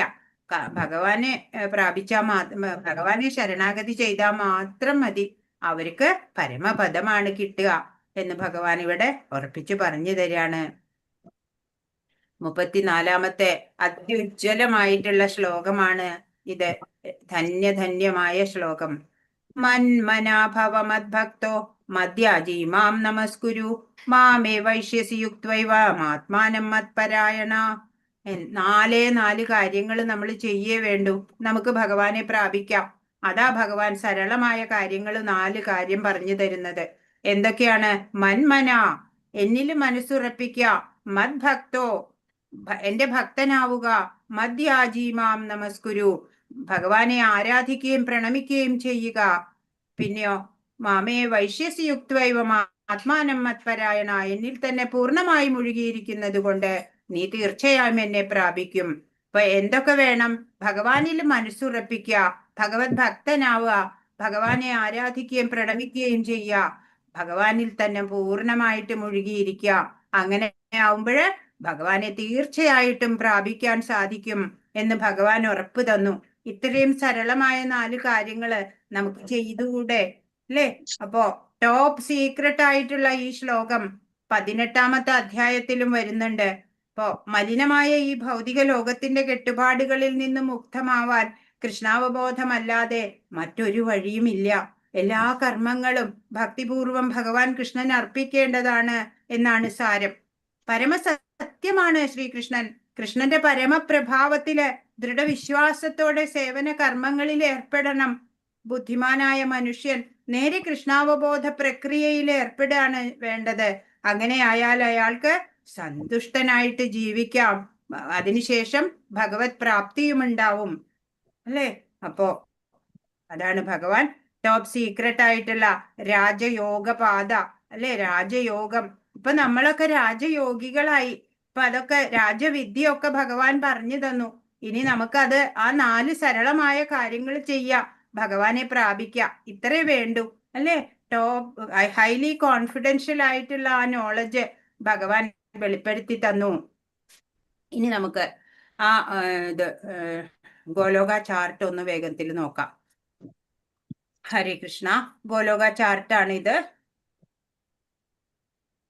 കണ്ടിട്ടില്ലല്ലോ, മുമ്പ് കണ്ടിട്ടുണ്ടോ? ഇവിടെ കാണിച്ചോ വസന്ത മാതാജി? ഇല്ല, ഇവിടെ കാണിച്ചില്ല മാതാജി. ഫസ്റ്റ് ലെവലിൽ പഠിച്ചവരെ കണ്ടിട്ടുള്ളൂ നേരത്തെ. അപ്പൊ ഇവിടെ ഇങ്ങനെയാണ് ഗോലോക ചാർട്ട് ഉള്ളത്. ഇത് മുകൾ ഭാഗമാണ്. ഞാൻ താഴേക്ക് റോൾ ചെയ്ത് കാണിച്ചു തരാം. സ്ക്രോൾ ചെയ്യുമ്പോൾ ഇത് താഴെ ഭാഗമാണ് കേട്ടോ. അപ്പൊ ഇതിന്റെ കുറച്ചുകൂടി വലുതാക്കാം. എല്ലാവർക്കും കാണുന്നുണ്ടോന്ന് അറിയില്ല. അപ്പൊ ഇവിടെ താഴെ ഇവിടെ കാണുന്നുണ്ട് അല്ലെ? ഇവിടെ ഭൗതിക ലോകമാണ് കാണുന്നത്. അപ്പൊ ഇവിടെ ഈ വിഷ്ണുവിനെ കാണുന്നുണ്ടോ? ഉണ്ട്. വിഷ്ണു ഇത് കാരണോദകശായി വിഷ്ണുവാണ്. കാരണോദകശായി വിഷ്ണു ഈ ഭൗതിക ലോക കാൽ ഭാഗമേ ഉള്ളൂ. അതിന് മുക്കാൽ ഭാഗവും ഈ മുകളിലേക്കുള്ള ആധ്യാത്മിക ലോകങ്ങളാണ്. അപ്പോ ഇവിടെ കാരണോദകശായി വിഷ്ണുവിന്റെ ചർമ്മ സുഷിരങ്ങളിൽ നിന്ന് അനേകം ബ്രഹ്മാണ്ടങ്ങൾ വന്നുകൊണ്ടിരിക്കുകയാണ്. അതാണ് ഈ ഗോൾഡൻ ബബിൾസ് ആയിട്ട് ഇവിടെ കാണുന്നത്. ഇതൊക്കെയും ഓരോരോ ബ്രഹ്മാണ്ടങ്ങളാണ്. അതുപോലെയുള്ള ഒരു ബ്രഹ്മാണ്ടത്തിനകത്ത് ഉള്ള ഭൂമിയിലാണ് നമ്മളൊക്കെ ഉള്ളത്. ഇപ്പോ ആ ബ്രഹ്മാണ്ടത്തിന്റെ ക്രോസ് സ്ട്രക്ചറാണ് ഇവിടെ കാണിച്ചിട്ടുള്ളത്. അതിന്റെ ഉൾഭാഗം നമുക്ക് മനസ്സിലാവാൻ വേണ്ടി കാണിച്ചിരിക്കുകയാണ് ഇത്. അപ്പോ ഈ കാരണോദകശായി വിഷ്ണുവിന്റെ രോമകൂപങ്ങളിൽ നിന്ന് ഇത് യൂണിവേഴ്സ് ഉണ്ടായി അല്ലെ? ബ്രഹ്മാണ്ടമുണ്ടായി. അതിനകത്ത് എന്താ? ബ്രഹ്മാണ്ടത്തിനകത്ത് ഗർഭോദകശായി വിഷ്ണു ഉണ്ടായി. ഭഗവാന്റെ 3 പുരുഷാവതാരങ്ങളാ. അത് ഒരവതാരം കാരണോദകശായി വിഷ്ണു, മറ്റൊന്നാണ് ഗർഭോദകശായി വിഷ്ണു. അങ്ങനെ ഗർഭോദകശായി വിഷ്ണു ഇവിടെ ലക്ഷ്മി ദേവിയാൽ പരിസേവിതനായിട്ടാ. ഇവിടെ കാരണോദകശായി വിഷ്ണുവിന്റെ അടുത്ത് ലക്ഷ്മി ഉണ്ടാവില്ല. അങ്ങനെ ഈ വിഷ്ണുവിന്റെ നാഭിയിൽ നിന്ന് ഒരു താമര വരുന്നുണ്ട്. ആ താമരയില് ബ്രഹ്മാവിനെ കാണുന്നുണ്ടോ? ഇവിടെ ബ്രഹ്മാവുണ്ട്. ബ്രഹ്മാവുണ്ട്. അപ്പോ ഈ താമര തണ്ട് കാണുന്നില്ലേ? ഈ താമര തണ്ടിലാണ് ഈ 14 ലോകങ്ങൾ ഉള്ളത്. മുകളില് സത്യലോകം അല്ലെങ്കിൽ ബ്രഹ്മ തപോലോകം എന്നൊക്കെ പറയും. അവിടെ കുമാരന്മാരാണ് അധിപതി. പിന്നെ ജനലോകം അതിന്റെ താഴെ, പ്രജാപതികളാ അവിടെ. പിന്നെ താഴെ മഹർലോകം, ഭൃഗുമുനി ആണ് അവിടെ. പിന്നെ സ്വർലോകം, അവിടെ ദേവന്മാര്. പിന്നെ ഭുവർലോകം, ഭൂതപ്രേതാദികളാ. താഴെ ഭൂർലോകം, അതായത് മനുഷ്യര് ഒക്കെ അവിടെയാ. മറ്റു ജീവജാലങ്ങളൊക്കെ ഭൂർലോകത്താ. പിന്നെ താഴെ 7 പാതാള ലോകങ്ങളാ. അതലം, അവിടെ അസുരര് ദാനവരൊക്കെയാ. വിതലം, അവിടെ ശിവനുണ്ട്. സുതലത്തിലോ ബലി മഹാരാജാവ് വാമന ഭഗവാനുണ്ട്. തലാതലത്തില് മയൻ, മഹാതലത്തില് നാഗങ്ങള്, രസാതലത്തില് ദൈത്യന്മാര്, പാതാളത്തിലോ വാസുകിയും നാഗങ്ങളും. ഇതിന്റെയും താഴെ ഈ 14 ലോകങ്ങളുടെയും താഴെ 28 തരം നരകലോകങ്ങൾ വേറെയുമുണ്ട് എന്നാണ്. ഇപ്പൊ ഓരോ ബ്രഹ്മാണ്ടത്തിനകത്തും ഒരു ക്ഷീരസാഗര വിഷ്ണുവുമുണ്ട്. ഇവിടെ കാണുന്നത് ക്ഷീരസാഗര വിഷ്ണുവാണ്. ഇപ്പൊ ഈ ബ്രഹ്മാണ്ടത്തിലെ ധ്രുവ നക്ഷത്രത്തിനെയും കാണാം, ധ്രുവനെയും കാണാം ഇവിടെ. പിന്നെന്താ കാണാ? അപ്പൊ 3 വിഷ്ണു ആവില്ലേ? കാരണോദകശായി വിഷ്ണു, ഗർഭോദകശായി വിഷ്ണു, ക്ഷീരോദകശായി വിഷ്ണു ഉണ്ട്. പിന്നെ ഇവിടെ പുറത്താണെങ്കിൽ ഇപ്പൊ ഇവിടെ ശംഭു ഉണ്ട്, മായയുണ്ട് അല്ലെ? ഇത് ദേവീധാമമാണ്. അപ്പോ ഈ എന്താ പറയാ, മുകളില് മഹേശധാമം, ഇത് ദേവീധാമമാണ് നമ്മളുടെ. അപ്പൊ അവരാണ് ഇതിന്റെ കൺട്രോളൊക്കെ ചെയ്യണത്. ഈ ബ്രഹ്മാണ്ടത്തിന്റെ അപ്പൊ ഓരോ ബ്രഹ്മാണ്ടത്തിന് 7 കവറുണ്ട്. അതാ ഇവിടെ ഈ സ്ട്രക്ചർ കാണിച്ചിരിക്കണേ, 7 കവറ്. അപ്പോ അത് പഞ്ചഭൂതങ്ങളും മനസ്സും ബുദ്ധിയുമാണ് അത്. ഈ ജീവൻ ഉണ്ടല്ലോ, ജീവൻ ഇവിടെ നിന്ന് പോകണം എന്നുണ്ടെങ്കിൽ ഈ 7 കവറും പൊട്ടിക്കാൻ സാധിക്കണം ജീവന്. ഈ 7 കവറും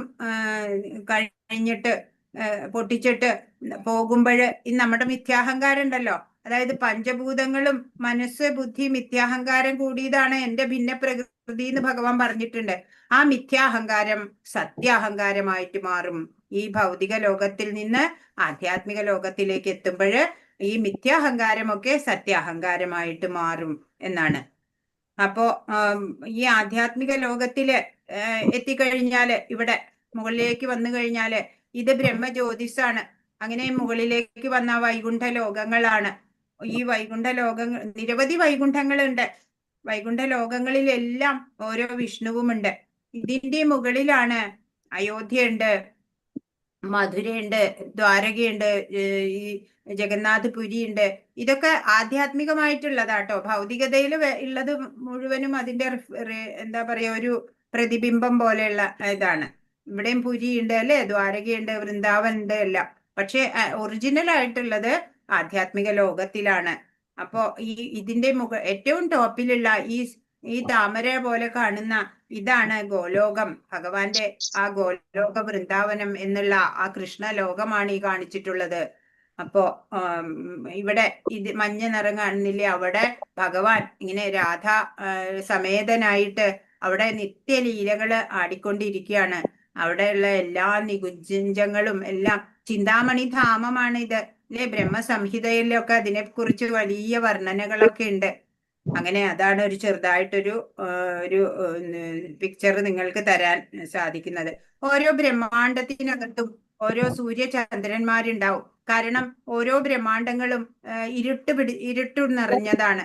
കുണ്ഠമാണ്. കുണ്ഠം എന്ന് പറഞ്ഞാൽ അവിടെ ഇരുട്ട്, ഭയം, ടെൻഷൻ മാത്രാണ്. വൈകുണ്ഠം എന്ന് പറഞ്ഞാൽ അതിന്റെ നേർവിപരീതാണ്. അപ്പോ ഈ ബ്രഹ്മാണ്ടത്തിലൊക്കെ വെളിച്ചം പകരാൻ സൂര്യചന്ദ്രന്മാര് വേണം. എന്നാൽ ആധ്യാത്മിക ലോകങ്ങളിലോ അതിന്റെ ആവശ്യമില്ല. ഭഗവാനിൽ നിന്ന് തന്നെയാണ് എല്ലാ തേജസ്സും വരുന്നത് അല്ലെ, ഈ ബ്രഹ്മജ്യോതിസ് എല്ലാം. അപ്പോ നമ്മള് നാമജപം ചെയ്യുമ്പോൾ എന്താ ഉണ്ടാവുക, ഈ ഇവിടെ ഒരു വെളുത്ത ഒരു ഇങ്ങനെ ഒരു വഴി പോകുന്നത് കാണുന്നുണ്ട്. അപ്പൊ നമ്മൾ നാമം ജപിക്കുമ്പോ നമ്മൾ ഈ ഭൗതിക ലോകത്തിലിരുന്ന്, നമ്മുടെ ഭൂമിയില്, നമ്മുടെ വീട്ടിലിരുന്ന് നാമം ജപിച്ച് അങ്ങനെ ഇതിന്റെ ആ ധ്വനി അവിടെ വരെ എത്തണം. ഇങ്ങനെ വളഞ്ഞ് ഇവിടം വരെ പോയി ഇവിടെയൊക്കെ വരുന്നുണ്ട്. ഇതിലെ വന്ന് ഭഗവാന്റെ പാദങ്ങളിൽ മുട്ടണം. അതല്ലെങ്കിൽ നമ്മുടെ ആ ഭക്തി ലതാ ബീജം ഉണ്ടല്ലോ, നമ്മുടെ ഉള്ളിൽ അങ്കുരിക്കണ ഭക്തി ലതാ ബീജം, അങ്ങനെ ആ ലത വളർന്ന് ഭഗവാന്റെ പാദങ്ങളെ മുട്ടണം. അങ്ങനെയാണ് നമുക്ക് ആ ബ്രഹ്മപദപ്രാപ്തി ഉണ്ടാവണത്. ഹരേ കൃഷ്ണ. ചെറുതായിട്ടൊന്ന് പറഞ്ഞിട്ടേ ഉള്ളൂ. ഇതിപ്പോ ഡീറ്റെയിൽ ആയിട്ട് പറയണമെങ്കിൽ 2 മണിക്കൂറൊക്കെ ആവശ്യം വരും. ചെറുതായിട്ടൊന്ന് മനസ്സിലാവാൻ വേണ്ടിയിട്ട് പറഞ്ഞു എന്നേ ഉള്ളൂ. ഹരേ കൃഷ്ണ. അപ്പോ ഹരേ കൃഷ്ണ കൃഷ്ണ കൃഷ്ണ ഹരേ ഹരേ, ഹരേ രാമ രാമ രാമ ഹരേ ഹരേ. വാഞ്ചാകൽപതരുഭ്യശ്ച കൃപാ സിന്ധുഭ്യേവ ച പതിതാനാം പാവനേഭ്യോ വൈഷ്ണവേഭ്യോ നമോ നമഃ. അനന്തകോടി വൈഷ്ണവ വൃന്ദ കി ജയ്, ശ്രീല പ്രഭുപാദ് കി ജയ്, ഗുരു മഹാരാജ് കി ജയ്. ഹരേ കൃഷ്ണ. പെട്ടെന്ന് പറഞ്ഞോളൂ ക്വസ്റ്റ്യൻ ആൻസർ. പെട്ടെന്ന് പറഞ്ഞോളൂ. ആരാ എഴുതിയേ? സമയാവണു. പെട്ടെന്ന് പറഞ്ഞു. എങ്ങനെയുള്ളവർക്ക് ഭഗവാനെ പ്രാപിക്കാൻ സാധിക്കില്ല എന്നാണ് ഭഗവാൻ പറയുന്നത്. ഉത്തരം പറയൂ വേഗം. സേവനത്തിൽ വിശ്വാസമില്ലാത്തവർക്ക് ഭഗവാനെ പ്രാപിക്കാൻ സാധിക്കില്ല. ആ അതുകൊണ്ട് അവർ ഈ ഭൗതിക ലോകത്തിന്റെ ജന്മമരണങ്ങളുടെ വഴിയിലേക്ക് വീണ്ടും എത്തുന്നു. അതെ. അടുത്തത് ഭഗവാന്റെ 2 ശക്തികൾ ഏതെല്ലാം? അന്തരംഗ ശക്തിയും ബഹിരംഗ ശക്തിയും. അതെ. ശ്ലോകം 3:13 ഭഗവാൻ എന്താണ് പറയുന്നത്? അല്ലയോ 9:13 സോറി 9:13 എന്താണ് പറയുന്നത്? ആ. അല്ലയോ പാർത്ഥ, വ്യാമോഹം ബാധിക്കാത്ത വിശിഷ്ടാത്മാക്കൾ ദൈവീയ പ്രകൃതിയാൽ സുരക്ഷിതരാണ്. സർവഭൂതങ്ങൾക്കും ആദി കാരണവും അവ്യനുമായ പരമപുരുഷനാണ് ഭഗവാൻ എന്ന് അറിഞ്ഞുകൊണ്ട് അവർ എപ്പോഴും ഭക്തിപൂർവ്വം ഭഗവാന്റെ സേവനത്തിൽ മുഴുകുന്നു. അതാണ് മാതാജി. അതെ അതെ അതെ. 13. അതെ 13 തന്നെയാ. ഇനി 14. ഭഗവാനെ എങ്ങനെ ആരാധിക്കണം? എല്ലായ്പ്പോഴും ഭഗവാന്റെ കീർത്തികൾ ആലപിക്കുക, നിശ്ചയദാർഢ്യത്തോടെ പ്രയത്നിക്കുക, ഭഗവാനിൽ മുമ്പിൽ പ്രണമിക്കുക, അങ്ങനെ ഭക്തിയോടുകൂടി ആരാധിക്കുക. 22 എന്താണ് പറയുന്നത്? ഭഗവാന്റെ ദിവ്യരൂപത്തെ ധ്യാനിച്ചുകൊണ്ട് പൂർണ്ണമായ ഭക്തിയോടെ ആരാണോ ഭഗവാനെ എല്ലായ്പ്പോഴും ആരാധിക്കുന്നത് അവർക്ക് വേണ്ടുന്നതെല്ലാം ഭഗവാൻ നൽകും. അതെ. അവർക്കുള്ളതെല്ലാം ഭഗവാൻ നിലനിർത്തുകയും ചെയ്യും. അതെ. ഇനി 25 എന്താ പറയണേ? ദേവന്മാരെ ആരാധിക്കുന്നവർ ദേവന്മാരോടൊപ്പം ജനിക്കും. പിതൃപൂജകർ പിതൃക്കളോടൊപ്പം ജനിക്കും. ഭൂതപ്രേതാദികളെ ഉപാസിക്കുന്നവരാകട്ടെ അവരോടൊപ്പമാകും ജനിക്കുക. എന്നെ ആരാധിക്കുന്ന ഭക്തന്മാർ എന്നോടൊപ്പം ജീവിക്കും. അതെ അതെ. 26 പത്രം പുഷ്പം ഫലം തോയം അല്ലെ? സ്നേഹത്തോടും ഭക്തിയോടും കൂടി ഭക്തിയോടും കൂടി ആ. ഒരാൾ ഭഗവാൻ എനിക്ക് അർപ്പിക്കുന്ന അറിയാം. ഭക്തിയോടെ ഒരാൾ പൂവ് എന്തും ആ ഭഗവാൻ സ്വീകരിക്കുന്നുണ്ട്. 27 എന്താ പറയണേ? എന്ത് ചെയ്യുന്നുവോ, എന്ത് നിവേദിക്കുന്നുവോ, ഭക്ഷിക്കുന്നു, എന്ത് ദാനം ചെയ്യുന്നു, എന്ത് തപശ്ചര്യകൾ അനുഷ്ഠിക്കുന്നു, അതെല്ലാം ഭഗവാനായി സമർപ്പിച്ചുകൊണ്ട് ചെയ്യുക എന്നാണ് ഭഗവാൻ പറയുന്നത്. ഇനി 34 എന്താ പറയണേ? അത് ഭഗവാനെ പ്രാപിക്കാൻ എന്താ ചെയ്യണ്ടേ? കർമ്മബന്ധങ്ങളിൽ നിന്നും ഇതാണോ തജ്ജന്യങ്ങളായ അല്ല അല്ല എന്നിൽ എന്നിൽ മനസ്സുറപ്പിക്കുക, എന്നിൽ ഭക്തനാവുക. മനസ്സുറപ്പിക്കുക, ഭക്തനാവുക, എന്നെ ആരാധിക്കുകയും പ്രണമിക്കുകയും ചെയ്യുക. ചെയ്യുക. അതെ ആ, അതെ. എന്നിൽ തന്നെ പൂർണ്ണമായി മുഴുകിയിരിക്കുന്നുണ്ട്. നീ തീർച്ചയായും എന്നെ പ്രാപിക്കും. അതെ. ഇനി 10ാമത്തെ ചോദ്യത്തിന്റെ ഉത്തരം എന്താ? രാജകുഹ്യം എന്നതുകൊണ്ട് ഉദ്ദേശിക്കുന്നത് രഹസ്യങ്ങളിൽ വെച്ച് രഹസ്യവും. അതൊന്നും മാതാജി അറിയത്തില്ല എനിക്ക്. അതെ, അറിയത്തില്ല മാതാജി. ഈ ജ്ഞാനം ഇതാണ്. ഇത് രണ്ടാമത്തെ ശ്ലോകത്തിന്റെ ഭാവാർത്ഥാണ്. ഈ ജ്ഞാനം രാജവിദ്യ, രഹസ്യങ്ങളിൽ വെച്ച് രഹസ്യം പവിത്രമാണ്, നേരിട്ട് ആത്മസാക്ഷാത്കാരം നൽകുന്നത് കൊണ്ട് ധർമ്മത്തിന്റെ പരിപൂർണതയാണ്, ശാശ്വതമാണ്, സന്തോഷത്തോടെ ചെയ്യാവുന്നതാണ്. ഹരേ കൃഷ്ണ. മാതാജി മറ്റേതിലെ ഒരു 4 പറഞ്ഞു കൊടുക്കാനുണ്ടേ. അതൊന്ന് പറഞ്ഞു കൊടുക്കൂ. കയറിയവർക്കൊന്നും അറിഞ്ഞുകൂടത്തെ. പഞ്ചതത്വ മഹാമന്ത്രം എന്താണ്? മഹാമന്ത്രം എങ്ങനെയാണ് ചൊല്ലേണ്ടത്? മഹാമന്ത്രം ചൊല്ലുമ്പോൾ എന്തൊക്കെ ചെയ്യരുത്? നാമജപത്തിന്റെ ഗുണങ്ങൾ എന്തെല്ലാം? അധ്യായം 6 ധ്യാനയോഗത്തില. നമ്മുടെ അടുത്ത് പറഞ്ഞില്ല. ക്ലാസ് എടുത്തപ്പോ അത് പറഞ്ഞിട്ടുണ്ടായിരുന്നല്ലോ. പറഞ്ഞായിരുന്നു. അതല്ല മറ്റവർക്ക്. എന്നാ പിന്നെ എഴുതിയവരൊന്ന് വായിക്കൂ പെട്ടെന്ന്. അതന്നെ പഞ്ചവത്ത മഹാമന്ത്രം ജയ ശ്രീകൃഷ്ണ ചൈതന്യ ദ്വൈത ഗദാധര ശ്രീവാസാദി ഗൗര ഭക്തവൃന്ദ. അത് ഗ്രൂപ്പില് വസന്ത മാതാജി അത് ഗ്രൂപ്പിൽ ഒന്ന് ഇട്ട് കൊടുത്തോളൂ. മഹാമന്ത്രം എങ്ങനെയാണ് ചൊല്ലേണ്ടത് അത് നമ്മൾ മഹാമന്ത്രം ചൊല്ലുമ്പം എഴുതി വെച്ചായിരുന്നു. അതെ, നാമജപം കാണിച്ചപ്പോ ആ സ്ലൈഡിൽ ഉണ്ടായിരുന്നല്ലോ. അതെല്ലാം പറഞ്ഞു, ലാസ്റ്റ് പറഞ്ഞായിരുന്നു. അങ്ങനെ ആദരവോടെ ഭക്തിയോടെയും അല്ലേ ചെല്ലണം. മറ്റു കാര്യങ്ങൾ ചെയ്തുകൊണ്ട് ചെയ്യരുത്, മൾട്ടി ടാസ്കിങ് വേണ്ട. മൊബൈലിൽ നോക്കുക അങ്ങനെയൊന്നും ചെല്ലരുത്. പിന്നെ മഹാമന്ത്രത്തിന്റെ ഗുണങ്ങള് സന്തോഷവും ജ്ഞാനവും എല്ലാം ലഭിക്കുന്നു. നമ്മുടെ സമയം കഴിഞ്ഞു മാതാജി, നാളെ നോക്കിയാലോ? ഹരേ കൃഷ്ണ. ഹരേ കൃഷ്ണ. എല്ലാവർക്കും നന്ദി. നാളെ കാണാം. മാതാജി.